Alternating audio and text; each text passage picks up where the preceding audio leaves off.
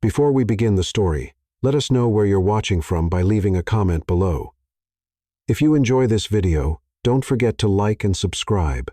Have a wonderful day. Enjoy the story, everyone. The front doors of the lobby opened, and Kale walked in, followed only by his driver. Marcus, the manager, was behind the counter and nearly choked on his own breath. "He's here," he whispered to the receptionists, already sweating. "Where's the translator?" No one answered. One of them glanced at the clock and mumbled, "He's not here yet, sir." Marcus went pale. "What do you mean not here yet? That man doesn't even speak English. Do I need to draw pictures for you?" Kyle reached the counter and said something in Korean, his expression serious. The staff looked at each other, completely lost. "What did he say?" Marcus asked. I don't know," one receptionist whispered. Kale repeated himself. This time with more firmness, Marcus pulled out a translation app on his phone, but the robotic voice said something that made no sense. Kale frowned, clearly irritated, and raised his voice. "Oh my God," Marcus muttered, wiping his face. "He's upset. I'm going to lose my job because of you people." Right then, Lila was pushing her cleaning cart through the lobby. She glanced over and saw everyone frozen in panic, not understanding a word. While Kale kept speaking in a language no one else knew, she understood him perfectly. He was asking for coffee. Without thinking twice, she walked over to the machine in the corner. Marcus was still barking out orders and didn't even notice. Lila made the coffee, added a bit of cinnamon and a touch of honey. While everyone was still trying to figure out what to do, she walked up to Kyle with the cup in her hands and said in Korean, "Good morning, sir. I brought you your coffee, and I took the liberty of adding a bit of cinnamon and a little honey to sweeten your day." The whole lobby froze. One of the receptionists dropped their pen. Marcus's eyes widened like he'd seen a ghost. Kale stopped and stared at Lila for a few seconds. Then, suddenly, his expression softened. He took the coffee with both hands, took a sip, and let out a satisfied sigh. Then, still speaking Korean, he asked, "You speak my language fluently?" Lila smiled. "Enough to understand you were asking for coffee." Marcus finally moved and came over to her. "Lila, since when do you speak Korean?" "Since I started watching Korean dramas and studying on my own." "Why?" Kale let out a small laugh, something no one expected to hear anytime soon. He looked at Marcus, then at Lila, and said calmly, "I want her to come with me and be my interpreter." Marcus turned to Lila. "What did he just say now?" Still in disbelief, Lila replied, "He wants me to go with him and be his interpreter." Marcus blinked several times, stunned. "What? She's just the cleaning lady." Kale was already heading toward the elevator, leaving everyone speechless. Lila stood still for a moment until Kyle motioned for her to follow him. Before she could think too much, she left her cart behind and walked after him with no idea what she was getting into. As the elevator doors were closing, Kyle said something in Korean that made Lila's eyes widen. He had just said, "And I want to have coffee with you every day while I'm here."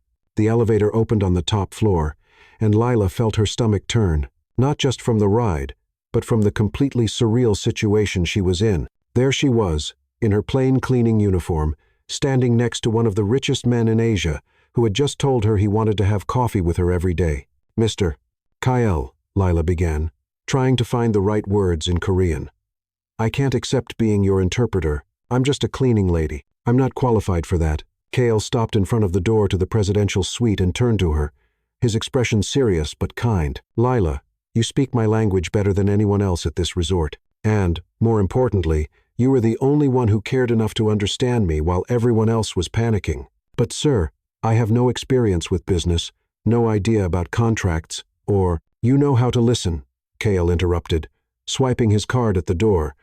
"And that's more valuable than any degree." Lila nervously fidgeted with her hands, still holding the cleaning rag she had forgotten to put down. "And what if I mess up? What if I say something wrong?" Kyle opened the door to the suite and motioned for her to come in. The place was stunning. A large room with an ocean view, elegant furniture, and decor that probably cost more than Lila's yearly salary. "Lila," Kale said, closing the door behind them, "I'll explain everything to the resort's board. You don't need to worry about that." Lila looked around, feeling completely out of place. Her worn-out sneakers clashed with the marble floor, and she realized she was still wearing her dirty work uniform. I'm really not sure I can do this," she murmured. more to herself than to him. Kyle stepped closer and spoke firmly, but without sounding bossy. "Lila, I'm asking for your help. You saved me from a very awkward situation downstairs. Now I need someone I can trust." There was something in his voice that touched her. It wasn't arrogance or superiority, but a genuine honesty she didn't expect from someone in his position. "All right," she finally said with a sigh. "I'll do it. But on one condition." Kale raised his eyebrows, curious. "If I make a mistake, you tell me right away. I don't want you to be polite just to spare my feelings." A small smile appeared on Kale's face. "Deal." The next day, Lila could hardly believe the transformation. She stood in front of the mirror in the women's locker room, wearing an elegant business outfit that had been delivered to her home the night before, along with new shoes and a temporary badge that read International Communications Assistant. "Oh my goodness," she whispered to the mirror. "Who is this person?" The fabric was soft and high quality, nothing she had ever worn before. The blazer fit her shoulders perfectly, and the skirt was the ideal length. Even the shoes, which she feared would be uncomfortable, felt like they had been made for her. When she arrived at the front desk, every employee turned to look at her. Marcus almost spilled his coffee when he saw her. "Lila," he asked, blinking several times, "is that really you?" "Good morning, Marcus," she replied, trying to hide her nervousness. "Where's Mr. Kyle?" He's in the meeting room waiting for you," Marcus stammered. Still processing the transformation, Lila walked through the resort's hallways with a mix of nerves and excitement. Staff, who had barely acknowledged her before, now watched her with curiosity and, in some cases, a hint of envy. She found Kale in the meeting room, looking over some documents. When he saw her, his face lit up with a genuine smile. "Perfect," he said in Korean. "You look like a true professional." Lila felt her cheeks warm at the compliment. "Thank you for the clothes. They must have cost a fortune." "Don't worry about that," Kale said with a dismissive wave. "Now, I need you to help me understand a few things about this resort." Over the next 2 hours, Kale asked questions that seemed simple at first, but Lila could tell there was a sharp mind behind each one. "How long have you been working here?" he asked as they sipped coffee on the suite's balcony. 2 years, Lila replied. "I started right after finishing high school." "And how would you describe the work environment?" Lila hesitated for a moment. The question sounded harmless, but she felt there was something deeper behind it. "Well, it depends. For the guests, everything is perfect. For the staff, things can be a bit complicated sometimes." "Complicated how?" Lila's honesty began to outweigh her caution. "Marcus, the manager, sometimes treats the staff like we're invisible, and there's a very strict hierarchy here. Housekeeping staff rarely get promoted, no matter how capable they are." Kale nodded, making a few discreet notes. "And what about management? Do you think the resort is well run?" Lila took a sip of coffee, thinking about her answer. "Financially, I think it's doing well. We always have important guests like you." But she stopped, wondering if she should go on. "But," Kale prompted, "sometimes I get the impression that things are done too quickly without much research, like there's a rush to close deals." That made Kale look up from his notes and meet her eyes. "Interesting. You're very observant. Maybe it's because when you're cleaning places, you end up seeing things others don't," Lila said with a shrug. "And what else have you seen?" Lila realized she was talking too much, being too honest, but something about Kale made her feel comfortable sharing her thoughts.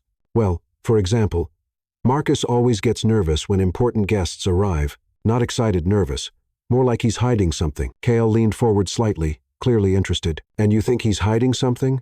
"I probably shouldn't say that," Lila said quickly. "It's not professional for me to make assumptions about my boss." "Lila," Kale said gently, "your opinion matters to me. You know this place better than anyone." There was something in the way he said her name that made her heart beat just a little faster. The genuine attention he gave to her words was something she had never experienced before. "Well," she continued, feeling oddly comfortable, "sometimes I overhear things I probably shouldn't, and I get the feeling that Marcus is rushing to close deals, like he doesn't want the investors to have enough time to really look things over." Kale took a few more notes, and Lila noticed he was taking her comments very seriously. "You're incredibly smart," he said, and Lila felt a warmth rise up her neck. "I just pay attention to things. That's a rare quality." Kale smiled. "Most people only see what they want to see." The moment was interrupted when Kale's phone rang. He answered in Korean, and Lila could tell it was about a meeting that had been scheduled for later. After he hung up, Kale stood. "I need to take care of a few things. Could you meet me at the admin office later?" "Of course," Lila replied, standing as well. As they walked back through the resort, Lila couldn't help but notice the way people were looking at them. It wasn't just curiosity. There was something different about the way Kale treated her. He walked beside her, not ahead. He held doors open for her. He asked her opinion about things others might think were unimportant. "Can I ask you something?" Lila said as they waited for the elevator. "Of course. Why do you trust me so much? You barely know me." Kale thought for a moment before answering. "Sometimes, Lila, you can get a sense of someone's character in just a few minutes. The way you brought me that coffee yesterday, there was real kindness in that. And that's something you can't fake." The elevator arrived, and as they rode down, Lila felt a mix of emotions she couldn't quite define. There was gratitude, of course, but also something deeper, a connection she hadn't expected to. When they reached the ground floor, Lila said she needed to grab some documents from Marcus's office. Kale agreed to meet her later. As Lila headed down the hall toward the administrative area, she heard voices coming from Marcus's office.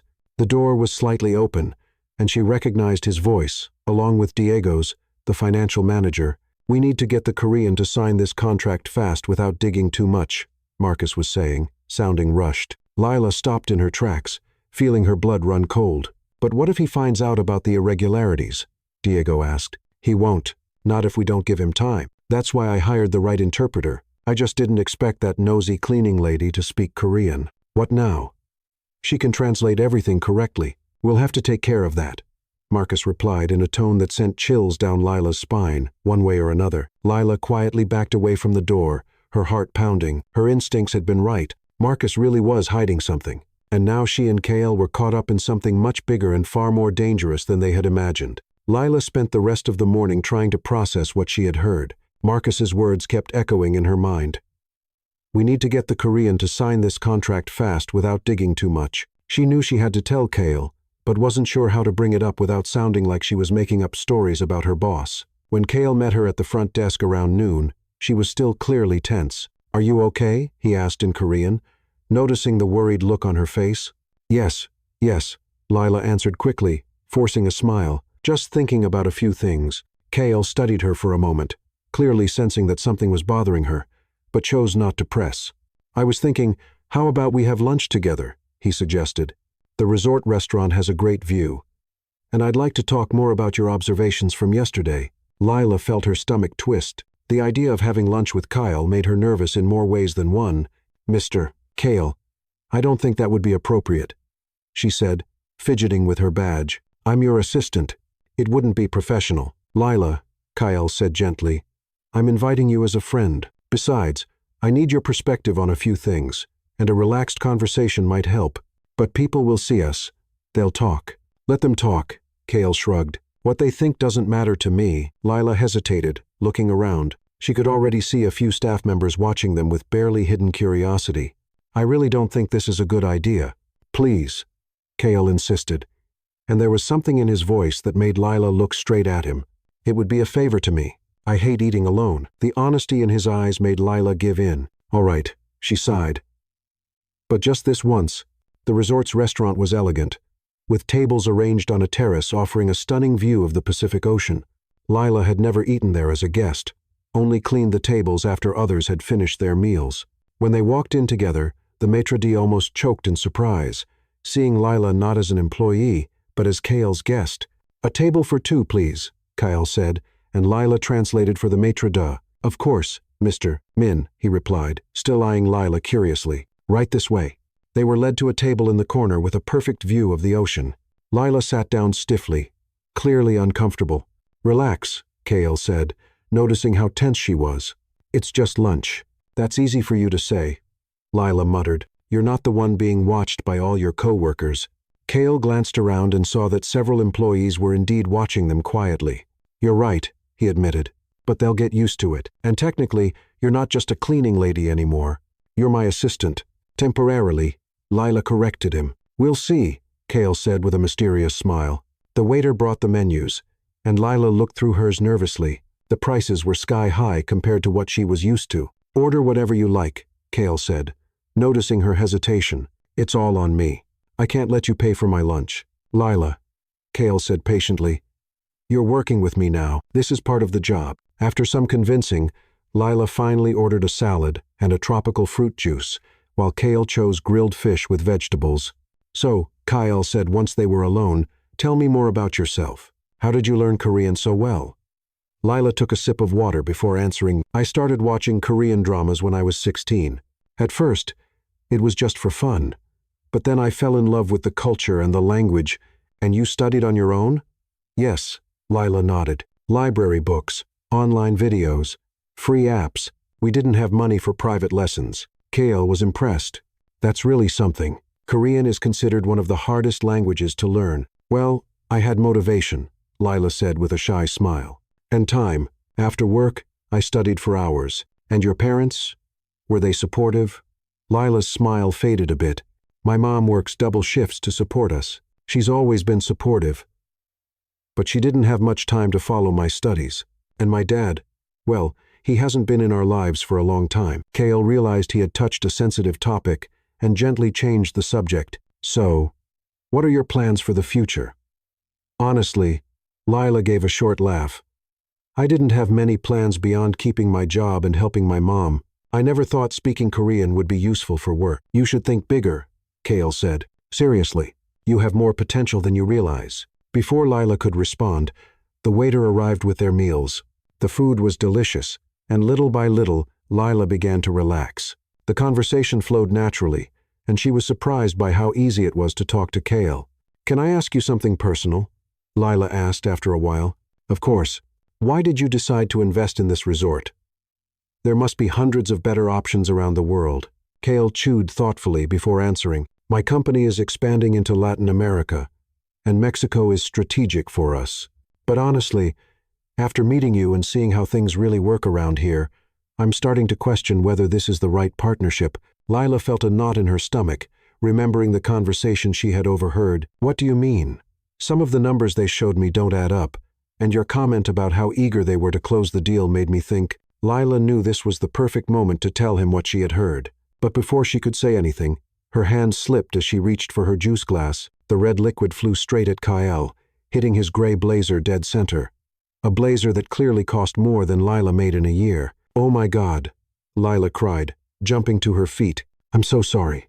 I'm so sorry." The whole restaurant turned to look. Lila was in a panic, trying to blot the stain with a napkin, only making it worse. "It's ruined," she said, nearly in tears. "I'll pay for a new one, I promise." Kale glanced at the stained blazer, then at Lila's panicked face, and did something completely unexpected. He started to laugh. It wasn't a polite or forced laugh, but a genuine, contagious one. "You're laughing?" Lila asked in disbelief. "I just ruined a piece of clothing that probably costs more than my car." "Lila," Kale said, still laughing, "it's just a blazer, and honestly, this is the most genuine reaction I've gotten from anyone in years." "But," "No buts," Kale said, taking off the blazer and folding it calmly. "Most people get so nervous around me they can barely hold a glass. At least you have an excuse." Lila stared at him, still not believing his reaction. "You're not upset?"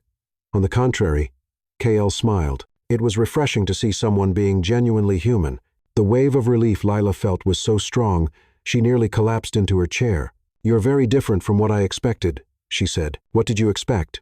"I don't know. Someone colder, more distant, more businesslike." "Well," Kale said, "maybe you're meeting me at a different time in my life." There was something in the way he said it that made Lila wonder exactly what he meant. When they finished lunch, they walked back to the front desk. Lila still felt embarrassed about the juice incident, but Kale seemed genuinely amused by the whole thing. "Seriously," she said for the 10th time, "I'll find a way to pay for a new blazer." "Lila, forget the blazer," Kale said patiently. "I have 20 just like it." When they reached the front desk, Marcus was standing beside a man Lila didn't recognize. The man was tall, thin, and visibly nervous. "Ah, Mr. Min," Marcus stepped forward quickly. "Allow me to introduce Felix Vargas, our official interpreter. He finally arrived." The man stepped forward and began speaking in Korean. "Mr. Min, I apologize for the delay. There was an issue with my flight, but I'm here now and ready to assist you with anything you need." Lila frowned. His accent sounded odd, and he had used an incorrect grammatical form. Kale replied politely, "Don't worry about the delay. How's your Korean?" "I'm fine, sir," Felix answered. But Lila instantly realized he had misunderstood the question. Felix went on, "Marcus told me you're very pleased with the resort, and eager to sign the investment contract tomorrow. Lila felt her blood run cold. Kale had never said that, and she could see by his expression that he had caught the lie, too. Kale looked at Lila, and she gave a discreet nod. "Interesting," Kale said in Korean, looking directly at Felix. "Are you sure you understood our earlier conversation correctly?" Felix hesitated, clearly at a loss. "Yes, of course.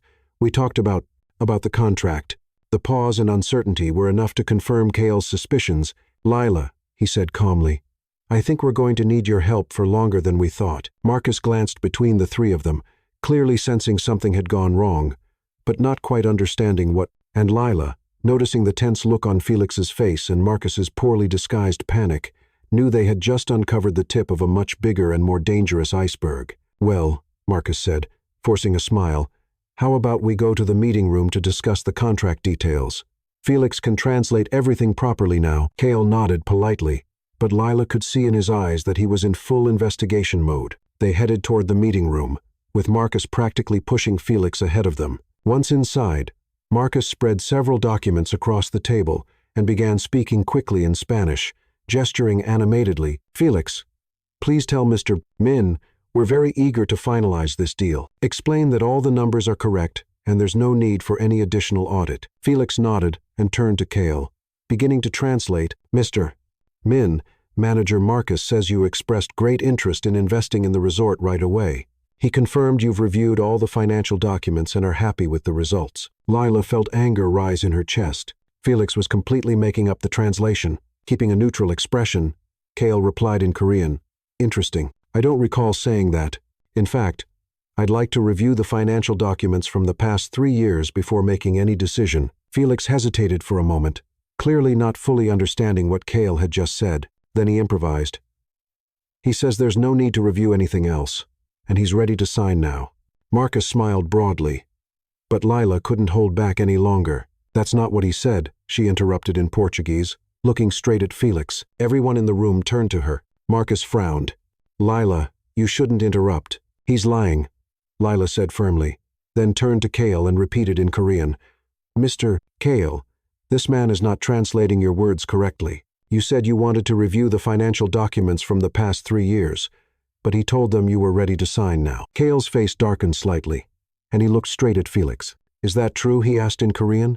Felix started sweating even more and stammered something incoherent. Marcus, realizing things were getting out of hand, tried to step in. "Lila, I think there may have been a misunderstanding." "There was no misunderstanding," Kale said in Korean, turning to Lila. "Please translate exactly what I'm about to say." Lila nodded and got ready to translate. "Tell Mr.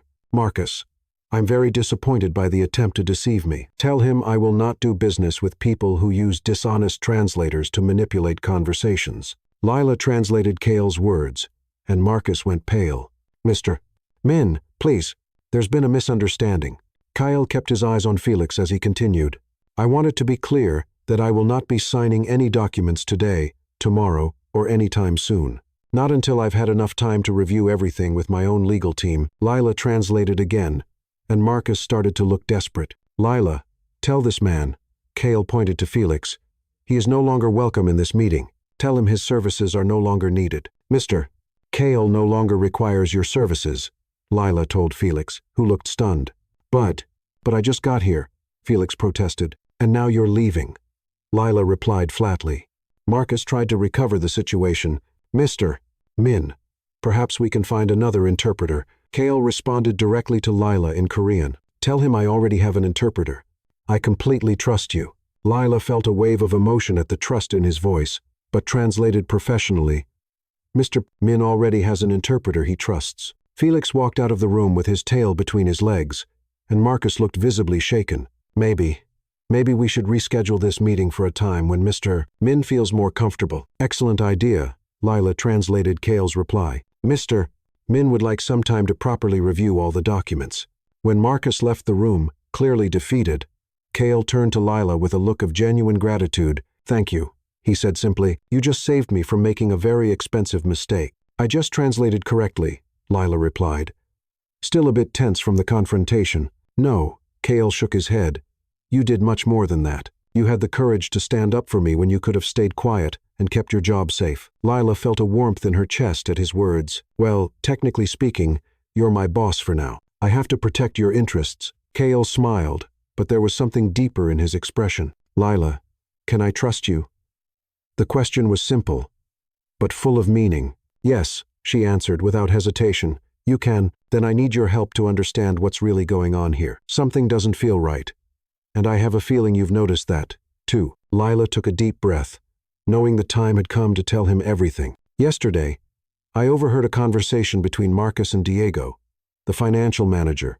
They were planning to push you into signing quickly, so you wouldn't have time to investigate, and Marcus admitted he delayed the original interpreter on purpose. Cale nodded, not looking surprised. That explains a lot, and it confirms my suspicions about the numbers they gave me. What kind of suspicions? The reported profits are too high for a resort of this size, and some of the operating expenses don't make sense. Lila felt a chill in her stomach. You think they're lying about the financial situation? I think they're hiding something. The question is what and how much. Kyle stood and walked over to the window, looking out at the ocean. Lila, I need you to do me a favor, but it's something that could put you at risk. What kind of risk? If Marcus and his partners really are involved in something illegal, they won't be happy to know we're suspicious. Lila swallowed hard but kept her voice steady. What do you need me to do? I need you to try to find the real documents, actual financial reports, contracts, anything that could show the real situation of this resort. You want me to spy on my own boss? I want you to find out the truth, Cale said, turning to her. Because if they're trying to trick me, they're probably deceiving others too, and that affects everyone working here, including you. Lila thought for a moment. She could feel she was about to cross a line she couldn't come back from. All right, she finally said. I'll do it. Are you sure? I don't want you to feel pressured. I'm sure. Lila nodded. But I need to do this my way, in my own time. Of course. And Lila? Yes? Be careful. If they find out what you're doing. I know, Lila interrupted. I'll be careful. That afternoon, Lila waited until Marcus left for an outside meeting before putting her plan into motion. She knew she had at most an hour before he returned. She knocked on the door to his office, and when there was no answer, she used her master key to enter. As a cleaner, she had access to nearly every area of the resort. Marcus's office was extremely tidy, almost obsessively so. Everything was in its place, which made Lila wonder if that was a way to control information. She started by looking through the most obvious files, but found only routine paperwork. Occupancy reports, supply orders, employee schedules, nothing suspicious.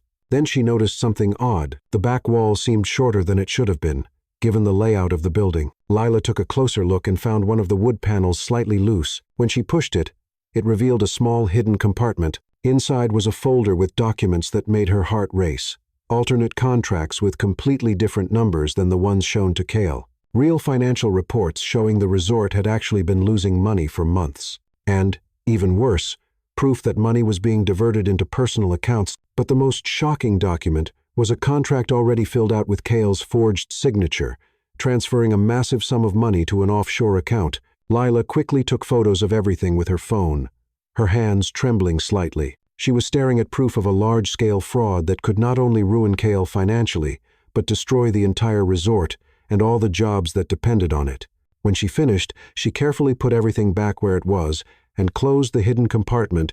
As she stepped out of the office, she almost ran into Diego walking down the hallway. Lila, he asked, frowning, what were you doing in Marcus's office?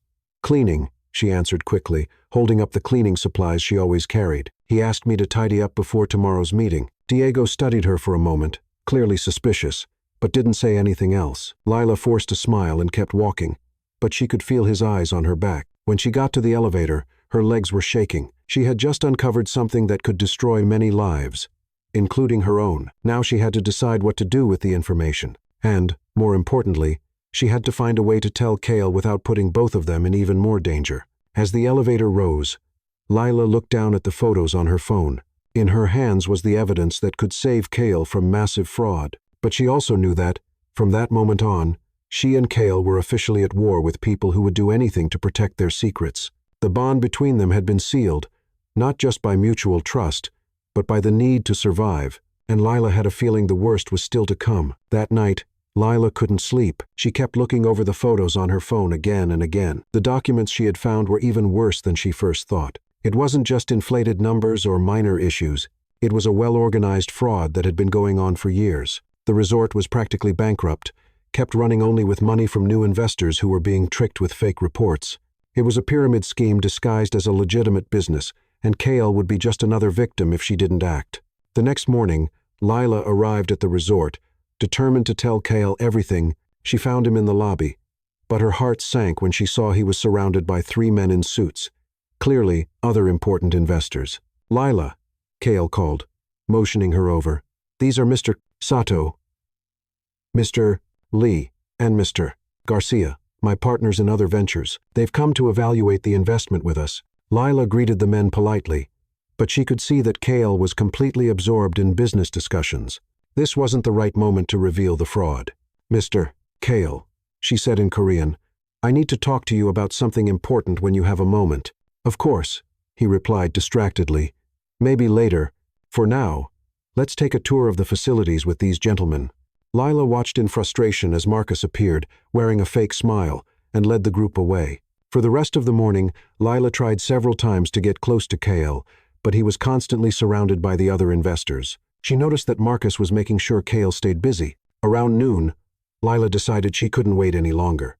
She needed more evidence to strengthen her case, something undeniable, even for the other investors. She went back to Marcus's office, knowing he was busy with the tour. This time, she went straight to the hidden compartment, determined to find something even more concrete, and she did. She found a second set of accounting books. This one showed the real transactions, money being transferred into personal accounts, fake expenses being created, and, most shocking of all, proof that other investors had already fallen victim to the same scheme. Lila was taking photos of the documents when she heard footsteps in the hallway.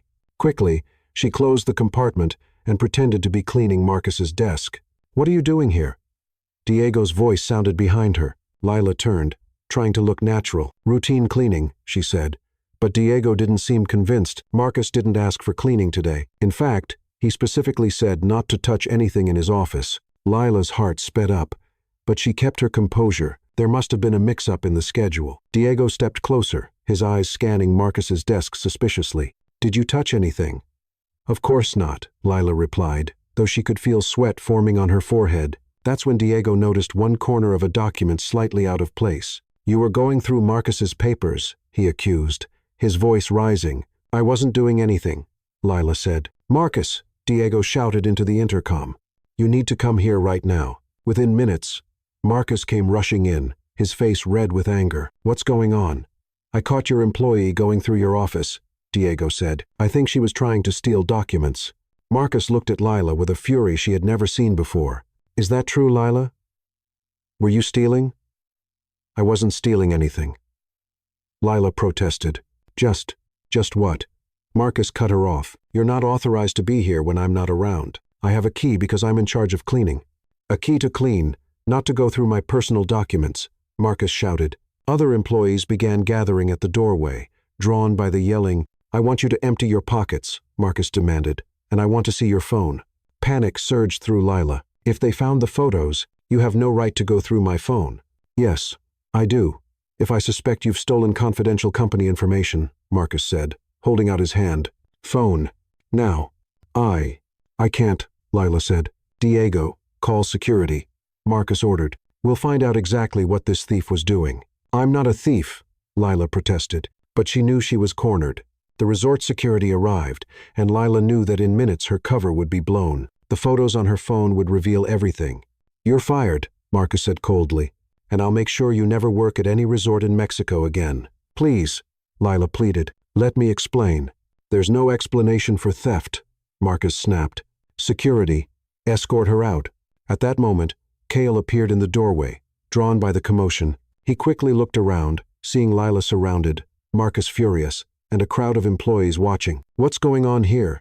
he asked in Korean. Lila looked at him with desperation in her eyes. "Lila is being fired for theft," Marcus explained in English. "She was caught going through my office." Kale looked directly at Lila. "Is that true?" Lila took a deep breath, knowing this was her only chance. I was investigating because I found out you're being deceived, she said in Korean. They're trying to steal your money. Marcus, not understanding Korean, grew impatient. What's she saying? Kale ignored Marcus completely and kept his eyes on Lila. What kind of deception?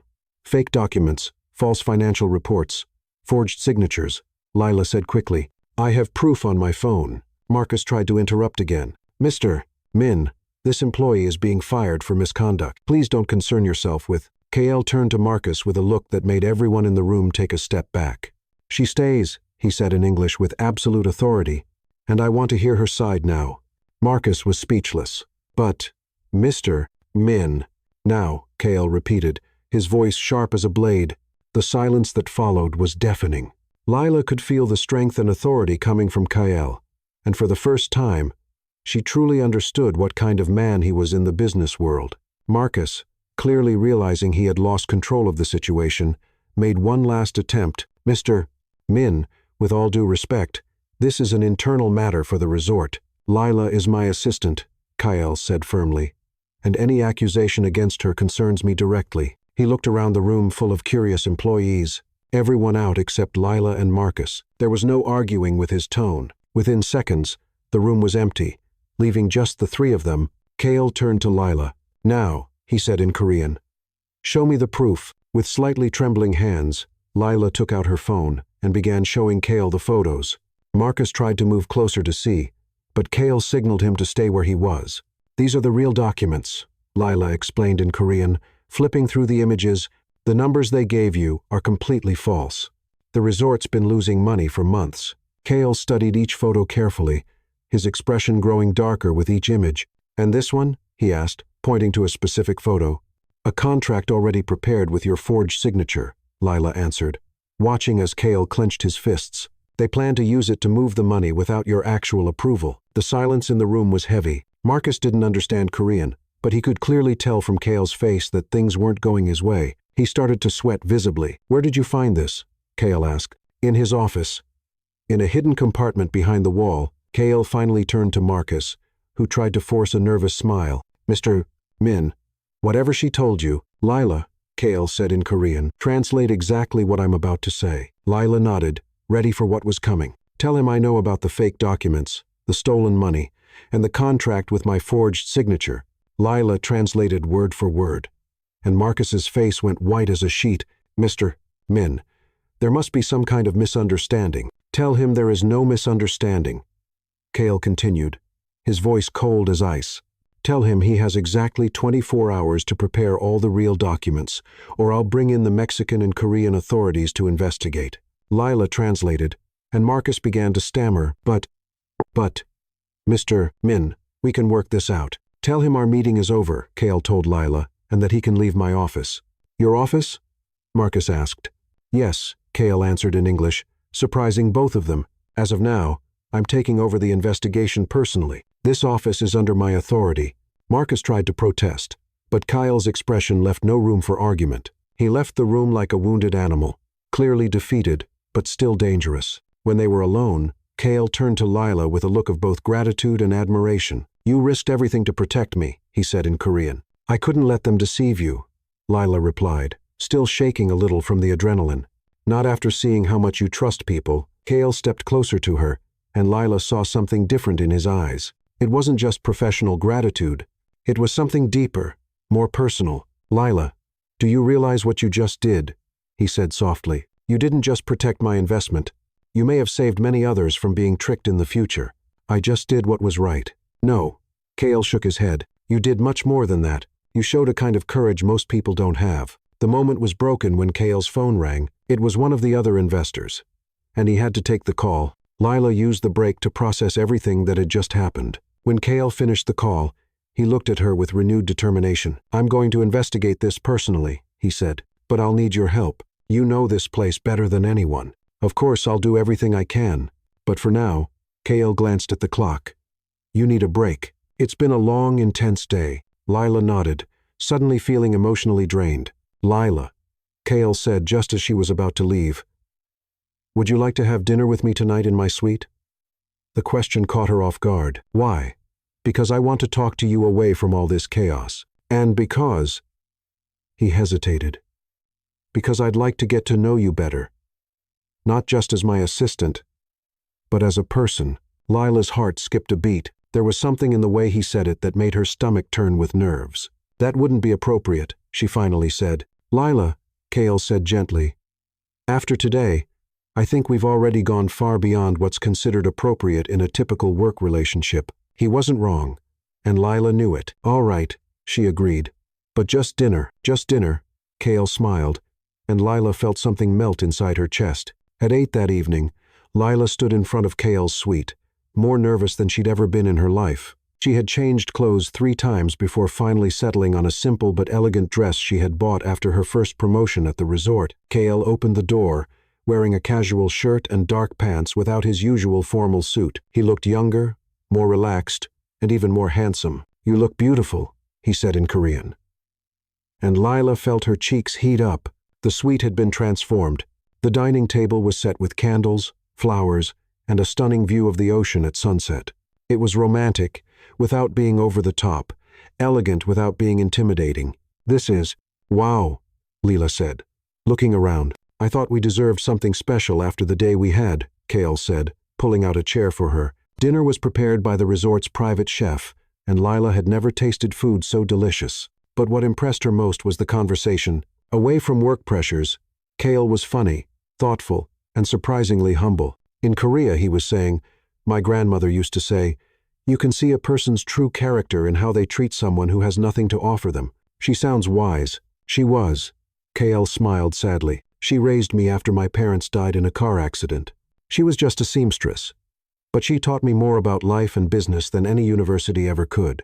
Lila felt a deep connection to his story. My mom raised me on her own, too, she shared. And she also taught me that honest work means more than easy money. Maybe that's why we understand each other so well, Cale said, pouring wine for both of them. As the evening went on, the conversation grew more personal. They laughed over childhood stories, shared dreams and fears.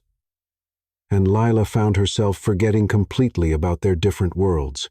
Can I tell you something? Cale said as they stood on the balcony, looking at the stars. Of course. When you spilled that juice on my blazer, it was the first time in years someone treated me like a normal person, not like a walking bank account. Lila laughed. Well, technically, I was mortified, and that's what made it so real. Cale smiled, stepping a little closer to her. The moment grew more intense. They were standing very close, looking into each other's eyes. Lila could feel his breath, the warmth of his body. Lila, Cale whispered, gently touching her face. She knew he was about to kiss her, and for a moment, she wanted it more than anything. But then reality hit her like cold water. I can't, she said, stepping back abruptly. I don't belong in your world, Cale. Lila, no. She shook her head, grabbing her bag. This is crazy. You're a billionaire. I'm a cleaning lady. A week from now, you'll be gone, and I'll just be someone you used to know. That's not true. It is, Lila said, walking toward the door. And I can't let myself forget that. Cale tried to stop her, but she was already leaving. Lila, please don't go like this. She paused at the door without turning around. Thank you for dinner, Mr. Min. I'll see you tomorrow, so we can continue our work. And with that, she left, leaving Cale standing alone on the balcony, staring at the stars and wondering how things had changed between them so quickly. Lila cried all the way home, knowing she had done the right thing, but feeling like she had just let go of something that could have changed her life forever. The next morning, Lila arrived at work, determined to keep her distance from Cale. She had spent the entire night thinking about what almost happened on that balcony, and she knew she had to protect her heart before it was too late. When Cale greeted her at the front desk, she responded formally, in Korean. Good morning, Mr. Min. How can I assist you today? The coldness in her voice was obvious, and Lila saw a shadow of pain pass through his eyes. Lila, about last night, Mr. Min, she interrupted. I suggest we focus on work-related matters. Cale was silent for a moment, clearly frustrated. All right, he finally said. But we still need to talk about the investigation. Of course. I'll be available during business hours. All morning, Lila avoided being alone with Kyle. Whenever he tried to bring up personal matters, she steered the conversation toward professional topics. When he suggested having lunch together, she claimed she already had other plans. By the afternoon, Kale could no longer hide his frustration. "Lila," he said in Korean when he finally found a moment alone with her, "why are you avoiding me?" "I'm not avoiding you. I'm maintaining a proper professional stance." "Proper?" Kale frowned. "After everything we went through yesterday, you want to pretend nothing has changed between us?" Lila's heart sped up, but she forced her voice to stay firm. "Nothing has changed, Mr. Min. I'm your temporary assistant, and you're my temporary boss. You know that's not true. It's the only truth that matters." Lila replied, trying to leave the room. Kale gently took her arm. "Lila, please. I'm not asking for anything you don't want to give. I'm only asking you not to shut me out completely." The sincerity in his voice almost broke her resolve. "Kale," she began, using his name for the first time, "just keep being my interpreter and confidant," he asked, "not just for business, but as a friend. Can I count on that?" Lila looked into his eyes and saw something that made her give in, at least partially. "All right," she finally said, "but only as a friend and assistant." "Only as a friend," Kale agreed, though they both knew there was much more than friendship between them. Meanwhile, Marcus was in his temporary office, plotting his revenge. Lila's discovery of the documents had ruined his plans, and now he needed to find a way to discredit her before she could cause more damage. "Diego," he said into the phone, "I need your help with something, and it has to be today. What do you want me to do?" "We're going to take care of this Lila once and for all." An hour later, Marcus put his plan into action. He waited until Lila went to the restroom, leaving her bag in the staff locker room. Quickly, he slipped an envelope of cash into her bag and left. When Lila returned, Marcus was waiting with 2 security guards and several witnesses. "Lila Alvarez," he said loudly, drawing the attention of all nearby employees, "I need to search your bag." "What? Why?" Lila asked, confused. "We received a report that money was stolen from the front desk cash register." Marcus lied, "And you were seen near the area." "This is ridiculous. I didn't steal anything." "Then you won't mind if we check," Marcus said, signaling to one of the guards. Furious but confident in her innocence, Lila handed over her bag. Her heart sank when the guard pulled out an envelope full of cash. "That's not mine," she shouted. "Someone planted that there." "Of course it's not yours," Marcus said sarcastically. "You just stole it from the resort." Many of the employees nearby started whispering. Some looked shocked, others doubtful. Lila felt the world spinning around her. "I swear I didn't steal this money.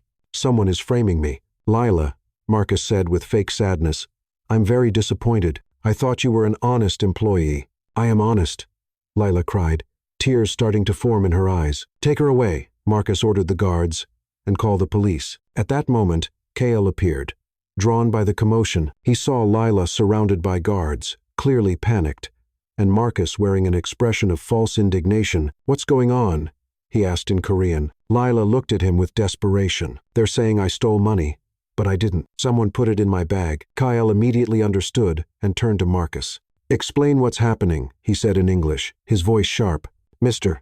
Min," Marcus began, "I'm sorry you had to see this, but we discovered that Lila stole money from the resort. We found the evidence in her bag." Kaya looked at Lila, then at the money, then back at Marcus.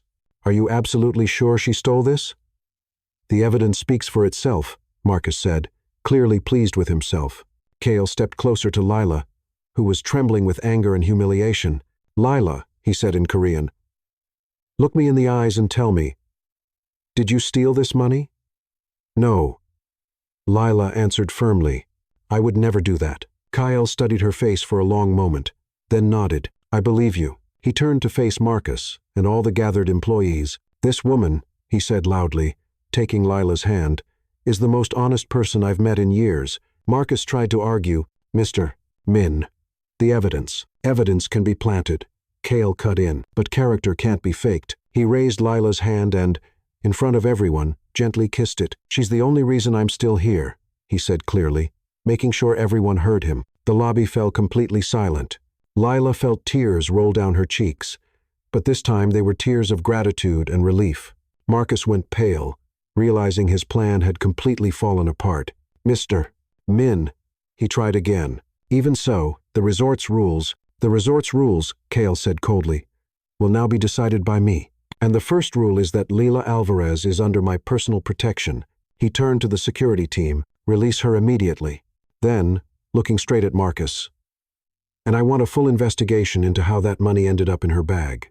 Something tells me we're going to find some very interesting things. Marcus swallowed hard, realizing he had seriously underestimated both Lila and Cale. Lila looked at Cale, still holding his hand, and knew that no matter how much she tried to keep her distance, their lives were now deeply connected. "Thank you," she whispered in Korean. "Always," he replied, and Lila felt that maybe, just maybe, she truly belonged in his world after all. The next morning, Cale called an emergency meeting with the resort's entire board of directors. Lila was nervous, knowing this would be the moment to reveal all the evidence she had collected. The conference room was full. The general manager, Diego, 2 board members from Mexico City, and Marcus, who was trying to keep a confident look. Despite everything, "Gentlemen," Cale began in Spanish, surprising everyone with his fluency. "I've called this meeting to discuss serious issues we've uncovered in the resort's management." Marcus tried to interrupt. "Mr. Min, if this is about the baseless accusations from yesterday, it's about systematic financial fraud." Cale cut him off sharply. "Lila, please present the evidence." Lila took a deep breath and stood up, connecting her phone to the projector. Her hands shook a little, but her voice was steady. "During my investigation, I found 2 sets of accounting books," she began, showing the first photos. "These are the reports given to Mr. Min showing healthy profits." She moved to the next image. "And these are the real reports found in Mr. Marcus's office, showing the resort has been losing money for 8 straight months." There was a murmur around the room. The general manager leaned forward, studying the images closely. Lila went on, her confidence growing. "I also found proof of unauthorized transfers to personal accounts, fake expenses created to hide money going out, and, most seriously, she showed the photo of the contract with Kyle's forged signature, a contract prepared ahead of time with Mr. Min's signature forged, meant to transfer funds without his actual approval." The room went dead silent. Marcus was pale, but tried to fight back. "These images could have been faked. This woman broke into my office." "Mr. Marcus," the general manager interrupted, "are you saying this evidence is false?"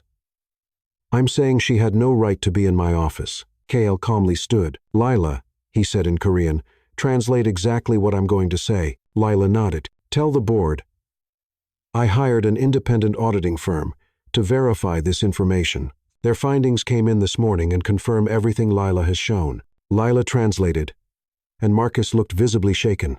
"Also," Cale continued, "my legal team is already preparing the documents to involve both Mexican and Korean authorities in this investigation." When Lila finished translating, the general manager turned to Marcus with a stern expression. "Mr. Marcus Gonzalez, you are suspended from all duties, effective immediately. While a full investigation is carried out." Marcus stood up suddenly, his polite mask finally slipping. "You're all going to regret this," he said, looking directly at Lila. "Especially you." The threat was clear, and Lila felt a chill run down her spine. "Mr. Gonzalez," Kyle said coldly, "I suggest you choose your next words very carefully." Marcus stormed out of the room, slamming the door behind him, and Lila knew she had just made a dangerous enemy. After the meeting, Cale and Lila walked quietly through the resort's garden. The air was tense, and Lila could feel that Cale had something important to say. "You were amazing today," he finally said in Korean. "The way you presented the evidence, how clear and brave you were, it was impressive." "Thank you," Lila replied. But her voice sounded distant. "Are you worried about Marcus's threat?" "A little," she admitted. "Men like him don't take defeat easily." Cale stopped walking and turned to face her. "Lila, can I ask you something personal?" "Sure. How did you learn Korean so well?" "You're not just fluent. You sound almost native. That's really rare for someone who taught themselves." Lila hesitated for a moment, then decided to be honest. "My father was Korean," she finally said. Cale raised his eyebrows in surprise. "Was?" "Yes," Lila sighed. "He met my mother while working in Mexico for a short time. They had a relationship, but when she got pregnant, he went back to Korea and never contacted her again." "And you never tried to find him?" "I don't even know his real name." Lila shrugged. "My mom only knew the nickname he used here. But she used to tell me stories about Korean culture. And when I grew up, I got interested in learning the language. It felt like a way to connect with the part of me I've never known." Cale stayed silent for a long moment, taking it in. "That's why you have such a natural feel for the language," he said. "And maybe why we understand each other so well. You have Korean blood, half Korean, half Mexican." Lila said with a sad smile, and not fully belonging to either world. Lila, Kale said gently, you can belong to any world you choose. There was something in the way he said it that made Lila's heart race. What do you mean? Kyle took a deep breath, as if making a big decision. I've decided to extend my stay in Mexico, he said. This investigation will take weeks, and I want to oversee it myself to make sure justice is served. That's a good decision, Lila replied, trying to keep her voice neutral, and I want you to keep working as my assistant during the entire process. Of course, I'll be available. Kale stopped again and turned to look at her directly. Lila, he said, his voice full of emotion, when all this is over, I want to take you to Seoul with me. Lila was stunned. She stood still, not knowing what to say. Kale, don't give me an answer now, he said quickly. Just think about it. You could see the country your father came from, work with my company, have opportunities you might never have imagined, and leave my mom, my life here? Your mom could visit any time she wanted, or even move, too, if she'd like. Lila felt tears welling up in her eyes. Why would you do this for me? Kale stepped closer and gently took her hands. Because in just a few days, you've changed the way I see everything. Because you've shown me what it really means to trust someone. And because, he paused, because I'm falling in love with you. Lila Alvarez. His words hung in the air between them. Lila felt like her world had turned upside down. Kale? You don't have to say anything now, he repeated. Just promise you'll think about it. Lila looked into his eyes and saw honesty, hope, and a kind of love she never expected to find. I will think about it, she finally whispered. And as they walked back to the resort, Lila knew her life had changed forever. The question now was whether she'd be brave enough to embrace that change. In the days that followed Kyle's proposal, Lila found herself constantly deep in thought. The idea of going to Korea felt like a mix of an impossible dream and a frightening reality. While working, she and Kale maintained a professional tone, but there was a new closeness in how they spoke to each other, as if they were both trying to find their way through unfamiliar territory. One afternoon, while they were going over documents in the meeting room, Kyle noticed Lila staring out the window, lost in thought. Are you okay? He asked in Korean, setting the papers aside. Lila looked up, realizing she hadn't been seeing anything outside at all. Sorry, I was just thinking about Korea, among other things, she admitted. It's hard to picture a life completely different from the one I've always known. Kale leaned forward slightly. Tell me about your dreams, Lila. What have you always wanted to do, but never thought possible?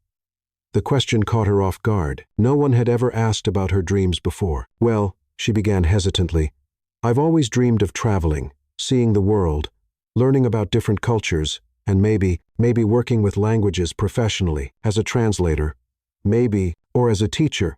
I've always thought it would be amazing to help people connect across language barriers. Kyle smiled. You know, my company has an entire department dedicated to international communication, and we're always looking for people with your talent and passion. Lila felt a wave of excitement, quickly followed by doubt. Kyle, you can't just create opportunities for me because there's something between us. Lila, he said seriously, I didn't get where I am by mixing business with personal feelings. If I'm offering this, it's because you genuinely deserve it. The sincerity in his voice made Lila's heart race. And what about my mom? This is the only life she knows. Your mother works 2 jobs to support both of you, doesn't she? Kale asked gently. In Korea, with the salary you'd earn, she could stop working if she wanted to, or find something that truly makes her happy. Lila had never thought about it that way before. The idea of giving her mother a better life was tempting. You really think I could adapt? A Mexican girl in Seoul? Lila, Kale said, standing and holding out his hand. Will you take a walk with me? There's something I want to show you. They walked to the resort's Japanese garden, a quiet corner with ornamental stones, a small bridge over an artificial pond, and flowers that bloomed even during Mexico's driest season. This garden was designed by a Korean landscaper, Kale explained. He managed to bring a piece of Asia here to Mexico, adapting local plants to create something completely new, yet still true to its original essence. Lila understood the metaphor instantly. You're saying I could be like these plants? I'm saying beauty and strength can flourish anywhere, as long as they have the right care and conditions.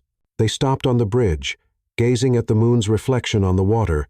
The night was warm, with a soft breeze carrying the scent of tropical flowers mixed with a delicate aroma of Asian plants. Lila, Kale said softly, can I make a confession? Of course, I've never felt so at ease with anyone before. With you, I can just be myself. Not the CEO, not the billionaire, just Kale. Lila felt tears forming in her eyes. You make me feel different too. Like I could be more than I ever thought possible. Kale turned fully toward her, his hands gently cupping her face. Lila Alvarez, he said in a low voice, you've made me believe again that some things in life are worth more than money or success. Kale? This time, when he leaned in to kiss her, Lila didn't pull away. The kiss was soft, tender, full of unspoken promises and shared hopes. When they parted, both were smiling. This changes everything, doesn't it? Lila whispered. It changes everything, Kale agreed. And I don't mind one bit. They stayed wrapped in each other's arms under the stars, and, for the first time since they'd met, Lila allowed herself to truly imagine a future with him. While Lila and Kale shared their romantic moment in the garden, Marcus was putting his revenge plan into motion. Using a master key he had kept even after his suspension, he broke into Kael's suite. Marcus knew exactly what he was looking for. The confidential documents Kale had brought about his other investments, information that could be sold to competitors or used for blackmail.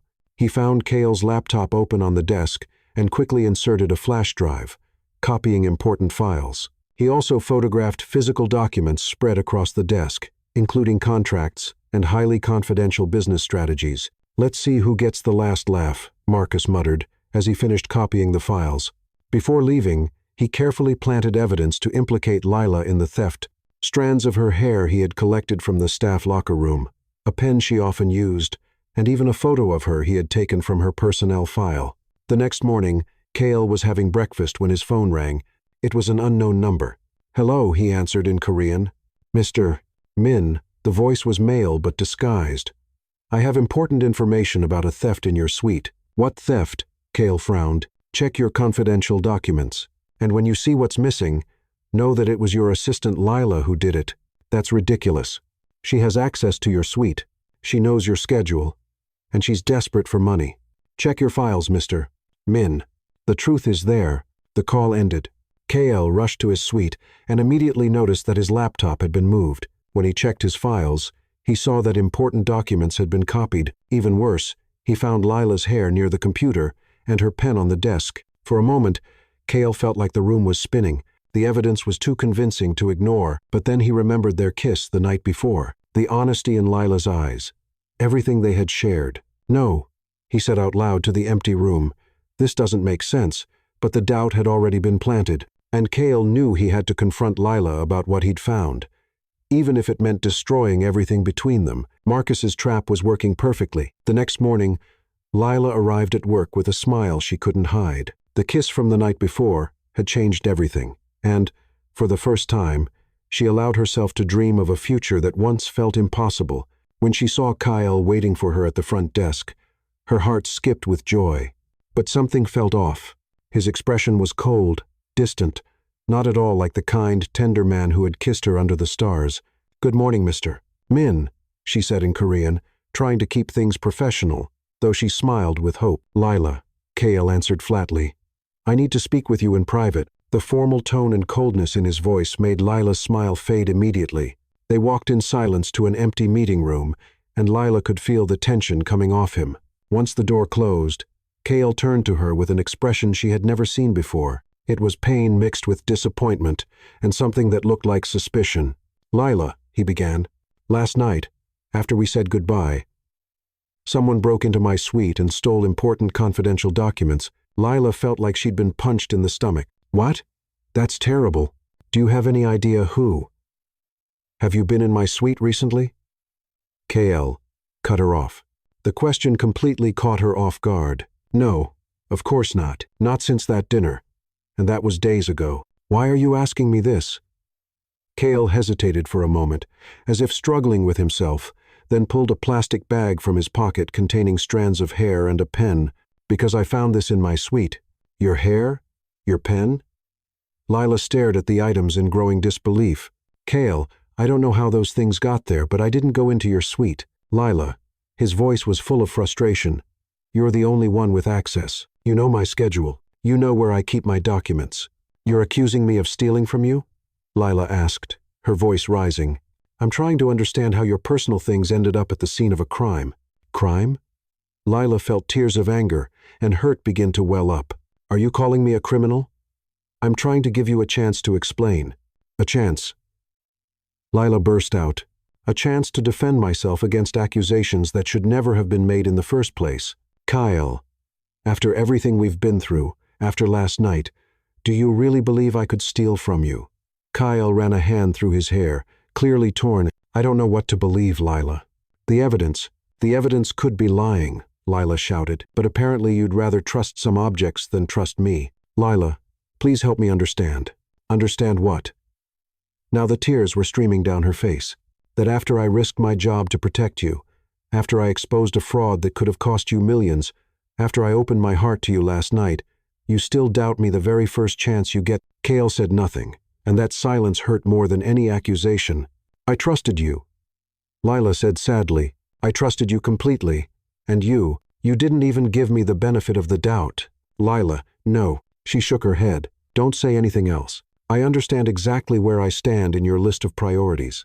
Lila walked toward the door but paused before leaving. You know what the saddest part of all this is, Kale? She said without turning around.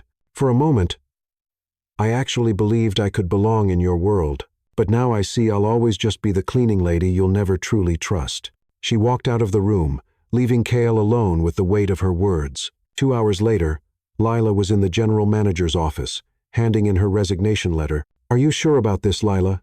The director asked. We know you're innocent of the previous accusations. And Mr. Min spoke very highly of your work. I'm sure, Lila said firmly. I can't keep working in a place where my integrity is constantly being questioned. But Mr. Min said it was just a misunderstanding between the two of you. Some misunderstandings can't be undone, Lila replied. When Kyle heard about the resignation, he rushed to find Lila, but she was already gone. He felt devastated, realizing too late that he'd made a terrible mistake. Over the next 3 days, Kyle could barely focus on anything. He went over the situation again and again, and the more he thought about it, the less sense it made to believe that Lila had stolen from him. She had risked everything to protect him before. Why would she betray him now? That's when he decided to investigate on his own. He started by reviewing the resort's internal security cameras, something he hadn't done at first because he trusted the physical evidence. What he found made him furious with himself. The footage clearly showed Marcus entering his suite the night of the theft, leaving with a flash drive, and, worse, deliberately planting Lila's hair and her pen near the computer. Further investigation revealed that Marcus had taken those items from the staff locker room days earlier. There were even audio recordings of Marcus making the anonymous call accusing Lila. Kyle was crushed. Not only had Marcus fooled him, but he had also betrayed the trust of the one person who truly cared about him. And now Lila had disappeared. Kale spent 2 days searching for her throughout the city. Finally, one of her former co-workers mentioned seeing her working at a small roadside cafe on the way to the neighboring town. He drove there and found the place. A simple little cafe with a few tables and a view of the mountains. Lila was outside, cleaning the large glass windows, wearing a plain uniform and her hair tied back in a ponytail. Kale parked and watched her for a moment. Even doing such a simple job, there was a quiet dignity about her that he admired. She worked with care and attention to detail, treating even this basic task with respect. When Lila saw him, she stopped cleaning and just looked at him with no expression. Lila, Kale said in Korean, "Please, let me explain." "There's nothing to explain," she replied. Going back to cleaning the window, "You made your feelings perfectly clear. I was wrong, completely wrong." "Yes, you were. Marcus planted the evidence. I have the security footage to prove it." Lila stopped cleaning again, but didn't turn around. "How long did it take you to find that out?" 3 days, Kale admitted.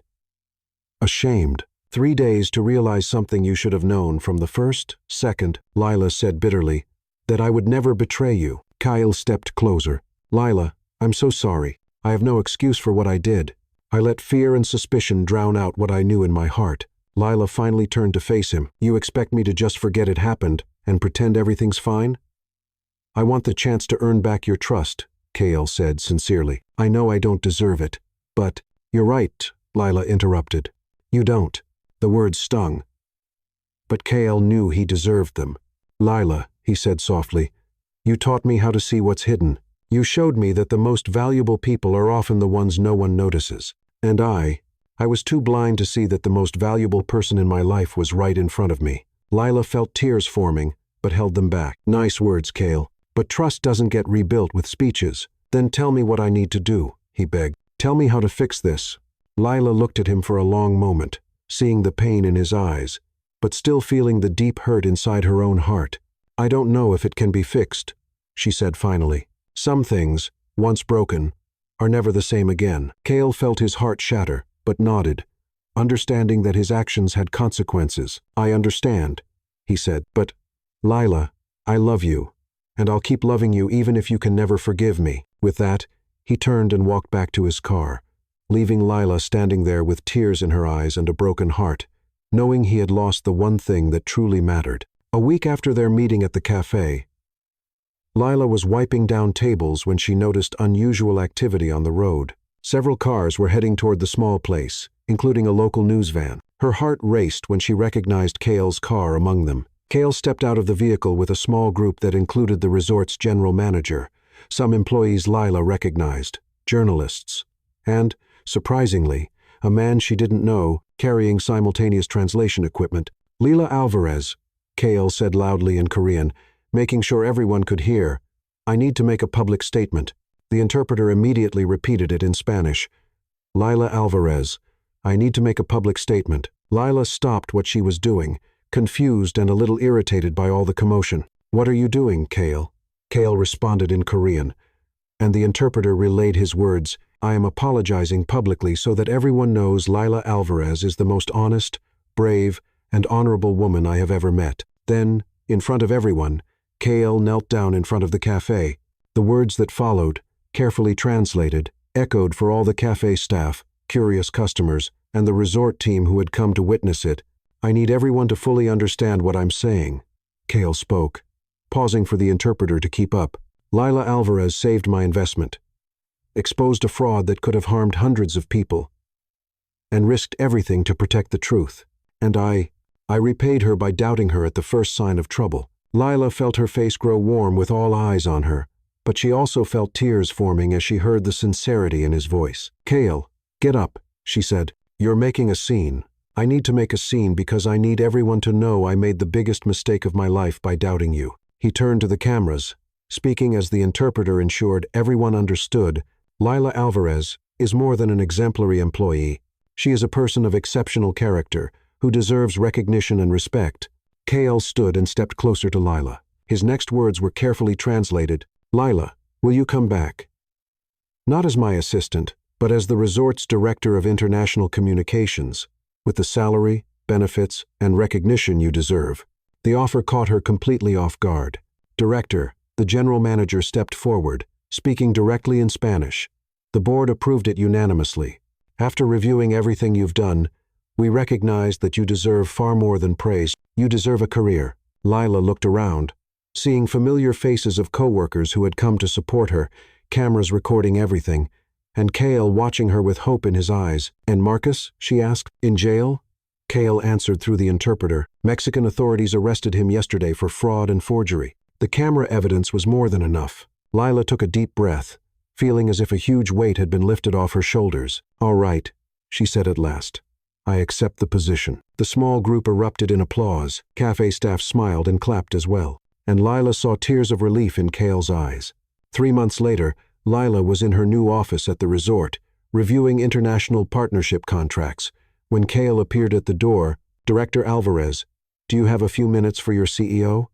Lila smiled. Over the past months, they had slowly rebuilt their friendship and professional trust, but both had carefully avoided any romantic topics.